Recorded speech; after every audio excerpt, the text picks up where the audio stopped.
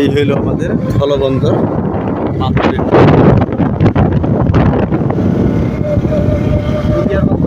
Indian পাথর। বাংলাদেশের নাকুগাঁও, শেরপুর ডিস্ট্রিক্টের নাকুগাঁও স্থলবন্দর থেকে এদিক দিয়েই আসে। এখান থেকে পরে বাংলাদেশের বিভিন্ন প্রান্তে হস্তান্তর করা হয় এক এক ডিলারের মাধ্যমে।